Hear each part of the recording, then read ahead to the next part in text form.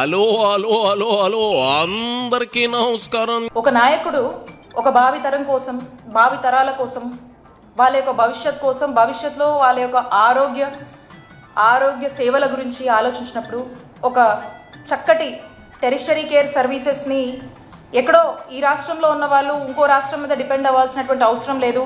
నా రాష్ట్ర ప్రజలు దేశంలో ఉన్నటువంటి ఇతర రాష్ట్రాల కన్నా మిన్నగా ఈ రాష్ట్రంలో వైద్య సేవలు నేను కల్పించాలి అనేటువంటి ఒక దూరపు దృష్టితో, ఒక గుడ్ ఫోర్ఫ్రంట్ వ్యూతో ఆలోచించినప్పుడు, ఒక 1000 మైళ్ళు వేగంగా ఆలోచించినప్పుడు, ఒక మైల్తో మనం మొదలు పెట్టాలని చెప్పి ఒక స్టెప్తో మనం మొదలు పెట్టాలి, మనం అంత ఫోర్ఫ్రంట్ వ్యూతో మనం ఆలోచిస్తున్నప్పుడు అనే దానికి ఒక ఆలోచనకు శ్రీకారం చుట్టాలనేటువంటి ఒక ఆలోచన చేసి రాష్ట్రంలో, నాకు తెలిసి దేశంలో ఎక్కడా ఎన్నడూ లేనటువంటి ఒక గొప్ప ఆలోచన, ఏ రాష్ట్రం కూడా చేయనటువంటి సాహసం మన నాయకుడు జగన్మోహన్ రెడ్డి గారు జగనన్న ప్రభుత్వంలో వారు వచ్చినటువంటి మొట్టమొదటి రోజు నుంచి కూడా ఒక గొప్ప ఆలోచన చేసి చేతులు యామ గ్యాలప్తో తిప్పుతా ఉన్నావుగా రజని.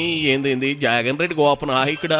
నిజమే, ఆయన మీకు గోప నాయకుడే కావచ్చు. ఇసుక దందాలు, క్వారీల దగ్గర లాంచాలు, మద్యం కుంభకోణాలు, గంజాయి స్మగ్లింగ్లు అన్నీ చేసిన గొప్ప నాయకుడే. ఎవరు కాదన్నారు? ఆయన జగనన్న భజన తప్ప నీకేమీ చేత కాదా? అన్ని మంచి పనులు అంత గొప్పగా చేసేస్తే ఎందుకు ఓడిపోయారు? ఎందుకు డిపాజిట్లు కూడా రాకుండా చాలా మంది ఎమ్మెల్యేలు నీతో సహా ఓటమి పాలయ్యారు?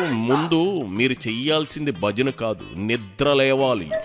ఏదో చేసేసాం పొడిసేసాం అనే బేవంలోంచి బయటకు వచ్చి జనం ఏం కోరుకుంటే ఏం చేశాం అనే స్పృహలోకి ఇప్పటికైనా రావాలి.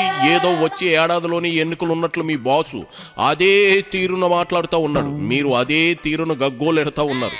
ఇప్పుడు ఎంత అరిచినా నోరు నొప్పే తప్ప ప్రయోజనం శూన్యం. ముందు అది తెలుసుకోండి.